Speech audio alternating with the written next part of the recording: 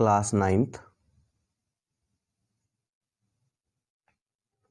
Volume of surface area exercise 11.1 का question number 5 हम लोग करने जा रहे हैं।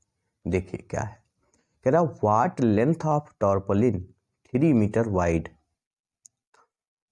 will be required to make conical tent of height 8 metre and base radius 6 metre. एक कोनिकल टेंट है जिसकी हाइट 8 मीटर है एंड उसका बेस रेडियस है 6 मीटर। उस पर हमें एक तिरपाल उड़ानी है जिसका 3 मीटर चौड़ाई है, तो वो कितनी लगेगी। ठीक है, दूसरी बात जो उसने क्वेश्चन में कही, क्या कहा, assume that the extra length of material that will be required for stitching margins and wastage in cutting, उसको कवर करने के लिए हमको वो जो तिरपाल लगानी है उसमें स्टिचिंग मार्जिन्स और वेस्टेज कटिंग वटिंग में जो भी खर्चा आएगा उसका, मतलब जो भी बर्बाद होगा टॉर्पोलिन, वो 20 सेंटीमीटर लगेगा, ऐसा इन्होंने कहा। ठीक है, और पाई की वैल्यू हमें लेनी है 3.14। अब जरा क्वेश्चन समझिए ध्यान से। एक कोनिकल टेंट है, सपोज कर लो इस तरीके से है,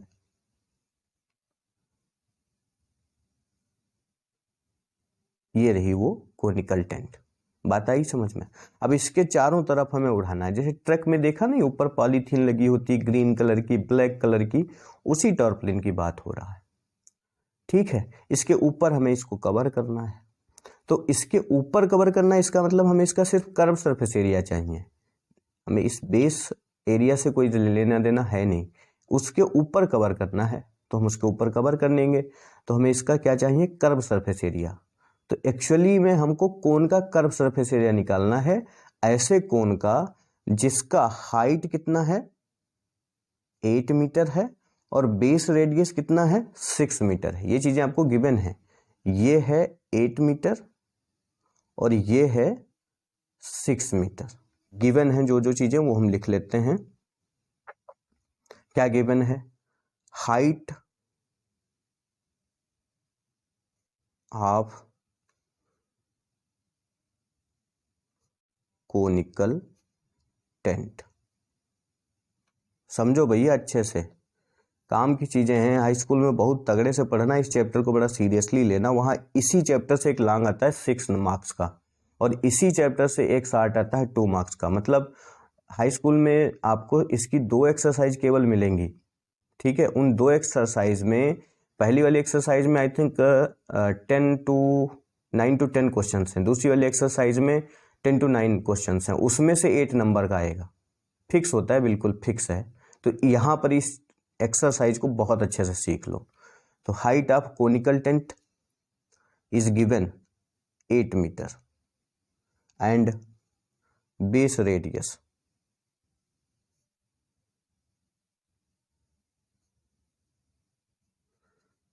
ऑफ कोनिकल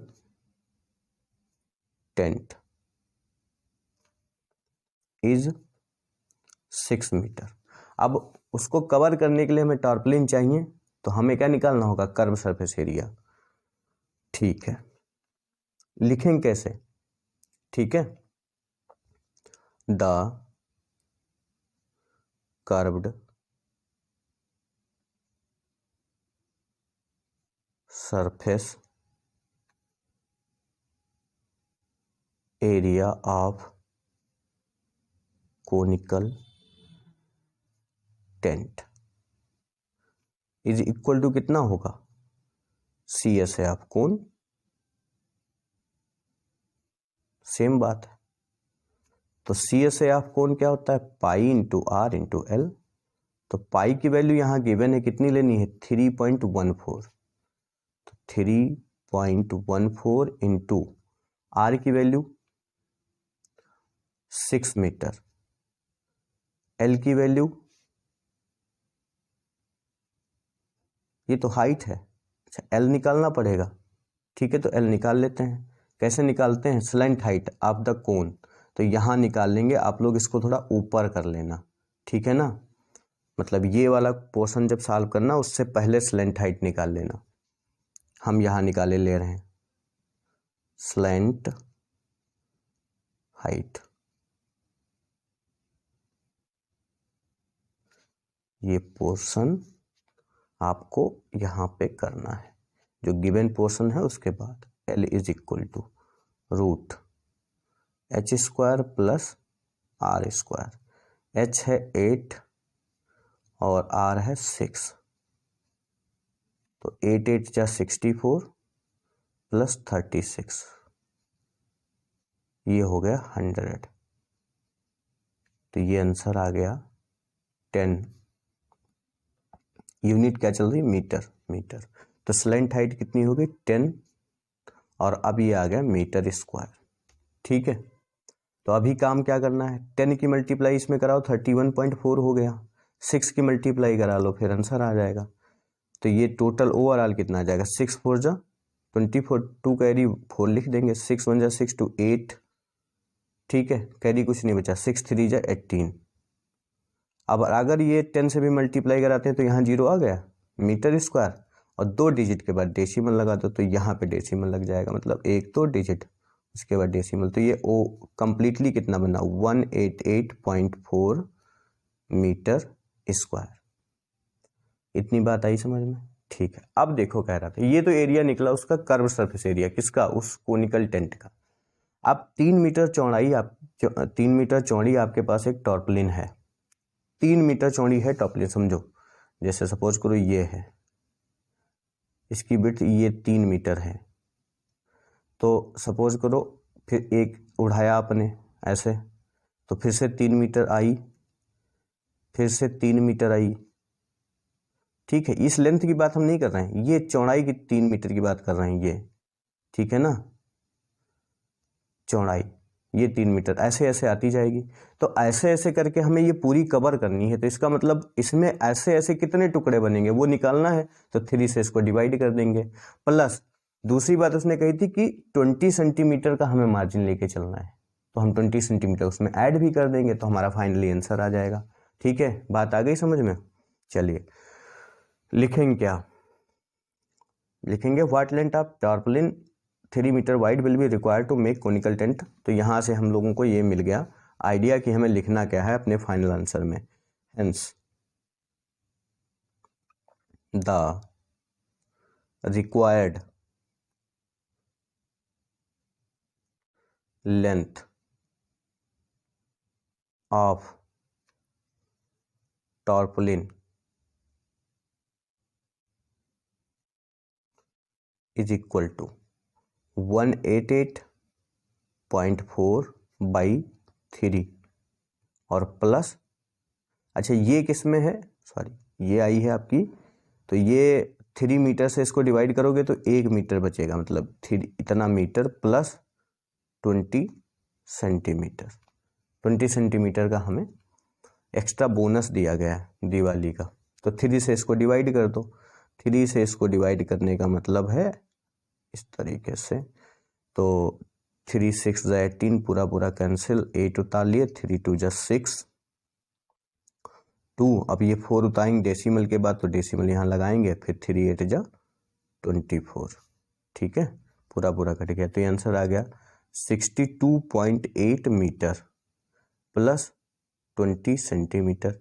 अच्छा अब एक में ही हमें अगर बताना हो पूरा कंप्लीट कितना है, तो 62.8 मीटर तो ये है, और इस 20 सेंटीमीटर को हम लोग मीटर में कन्वर्ट कर लेंगे, तो 100 से डिवाइड करेंगे, तो ये आएगा कितना 62.8 मीटर प्लस 0.20 मीटर, सॉरी ये मीटर हो गया।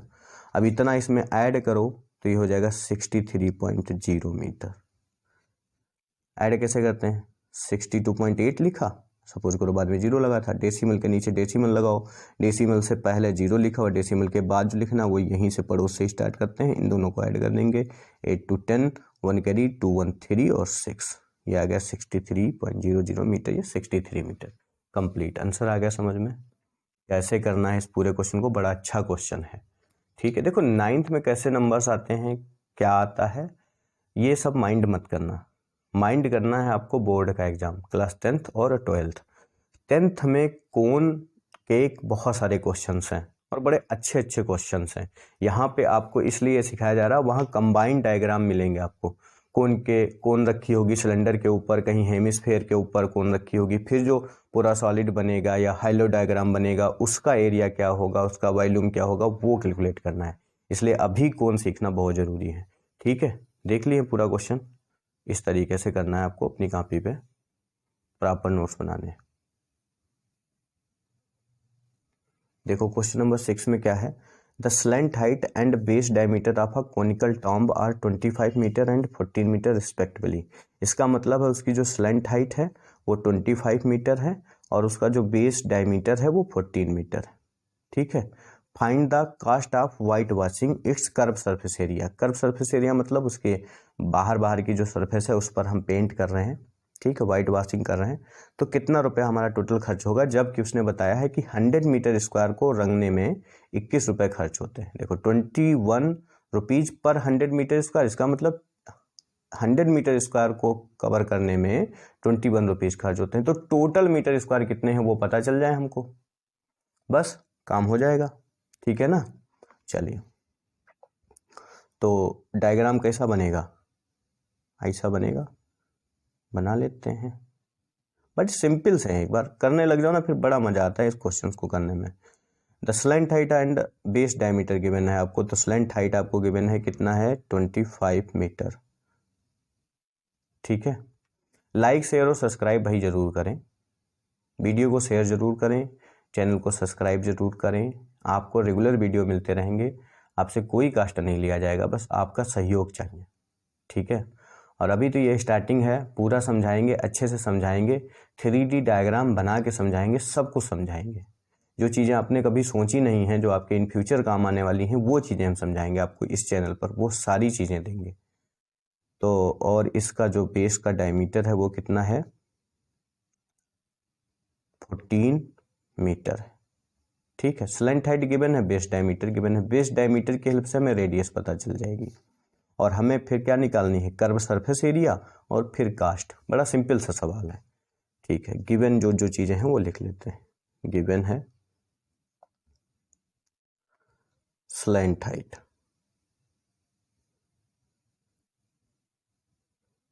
केवल ये नहीं लिखेंगे स्लैंट हाइट, किसकी slant height, conical tomb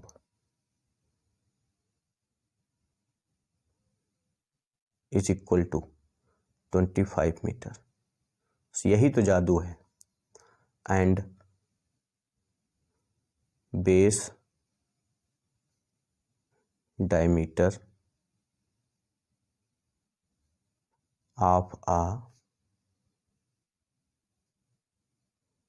conical tomb is equal to कितना 14 मीटर। तो रेडियस निकाल लेंगे यहां से।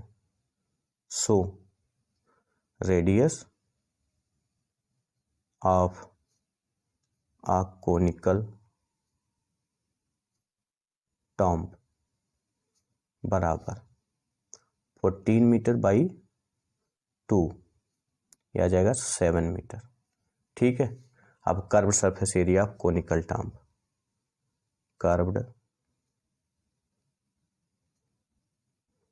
Surface area of conical tomb बराबर पाई आर एल। पाई की वैल्यू 22/7 लेंगे इंटू आर की वैल्यू गिवन है आपको 7 मीटर इंटू एल की वैल्यू 25। तो ये दोनों मिलके मीटर स्क्वायर बना देंगे। 7 से 7 कैंसिल, 25 टू जब 55 कैरी, 25 टू जब 50 और 5 कैरी था तो 550 मीटर स्क्वायर आ गया। तो इतना वो एरिया है जिसे हमें वाइट वॉश करना है। ठीक है, और 100 मीटर स्क्वायर वाइट वॉश करने में 21 रुपीज़ खर्च होते हैं। तो हम लिख लेंगे on white washing of 100 metre square of a conical tomb. पूरी बात लिखेंगे, यही है, ठीक है। ये नोट हो, नोटिस किया जाए या ना किया जाए, बट बोर्ड में जरूर किया जाता है और उसकी आदत अभी आपको बनानी है, ठीक है। White washing on white washing of 100 metre square of a conical tomb. तो कोनिकल टॉम्ब को हम वाइट वॉश कर रहे थे और उसके 100 मीटर स्क्वायर की हमें वैल्यू दी गई थी, मतलब कास्ट दिया गया था। तो on white washing of 100 metre square of a conical tomb, नहीं, कास्ट ऑफ लिखेंगे, कास्ट ऑफ, ये ज़्यादा सही, ठीक है। Cost of white washing of 100 metre square of a conical tomb, मतलब वाइट वॉशिंग की कास्ट 100 मीटर स्क्वायर की किसकी, कोनिकल टॉम्ब की कितनी है, ₹21।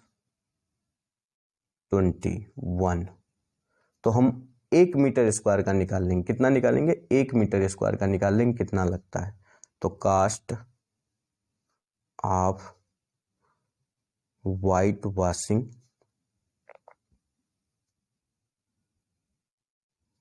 Of 1 metre square of a conical tomb बराबर कितना निकलेगा भैया बताओ। 100 मीटर स्क्वायर में 21 रुपीज़ लगते हैं, तो 1 में कितना लगेगा, 21 को 100 से डिवाइड कर दो, बस 1 का आ जाएगा, इतना रुपया लगेगा, ठीक है। तो अब 1 मीटर स्क्वायर पता चल गया तुम्हें कितना रुपया लगता है, इतना। तो 550 मीटर स्क्वायर में कितना लगेगा, 550 से मल्टीप्लाई करा दो, final answer. Cost of white washing of 550 metre square of a conical tomb बराबर, देखो कितना अच्छा लग रहा है, इतना कुछ खास राइटिंग नहीं लिखी, फिर भी अच्छा लग रहा है क्योंकि पूरी बात लिखी, इसलिए इतना रुपया लगेगा। 0 से 0 कैंसिल, ठीक है ना। तो 21 में 55 से मल्टीप्लाई करा लो, 55 21, 5 पंजा 5, 5 पंजा 5, 2 5 जा 10, 2 5 जा 10, 1 11, यह आ जाएगा 1155। तो 1155 अपॉन 10, इतना रुपया। तो 10 से अगर इसको डिवाइड करें तो एक डिजिट के बाद डेसिमल लगेगा, तो 115.5 रुपीज़, ये आ गया आपका फाइनल आंसर, ठीक है। ये नीचे सॉरी दिख गया, चमका, कमेंट में लिख देना यस सर चमका, ठीक है। तो क्वेश्चन इस तरीके से दिया गया था, the slant height and base diameter of a conical tomb are इतना इतना इतना इतना इतना इतना इतना इतना एंड गिवन कंडीशन थी इतनी इतनी, और फिर हमने निकाल लिया इस तरीके से। देखो ये लिखना बहुत जरूरी भैया, छोड़ना ओड़ना कुछ नहीं, परेशान नहीं हो ना। अच्छा लगता है, पूरे नंबर मिलेंगे, एक भी नंबर कटेगा नहीं, ठीक है। बात आई समझ में, टॉपर बच्चे बनना है, टॉपर। अब एक इम्पोर्टेंट बात बतानी रहेगी बाबू, इसमें हमारे जो क्वेश्चन था उसमें लिखा था हमने ₹21 पर 100 मीटर स्क्वायर, बट बुक में है 210 पर 100 मीटर स्क्वायर, ठीक है। मतलब हमारे हिसाब से 100 मीटर स्क्वायर में 21 रुपये खर्च होते थे, तो हमने 21 रुपये के हिसाब से कैलकुलेशन करी, तो कितना आया 115.5 रुपीज़। बट अगर ये 210 रुपीज़ होता, ठीक है ना, तो यहाँ पर 210 रुपीज़ आ जाता, यहाँ पर 210 रुपीज़ आ जाता, फिर हम जब आगे बढ़ते तो यहाँ भी 210 लिखा होता, तो एक जीरो इससे कैंसिल हुआ था, एक जीरो इससे कैंसिल होता, ठीक है। तो यहाँ 21 × 55 बचता, तब पूरा पूरा आपके पास कितना आ जाता, 1155 रुपीज़, ठीक है। तो अगर आपको उस तरीके से लगाना है तो जहाँ पे 21 लिखा है वहाँ पे 210 कर लेना, फाइनल आपका आंसर कितना आ जाएगा 1155 रुपीज़, ठीक है।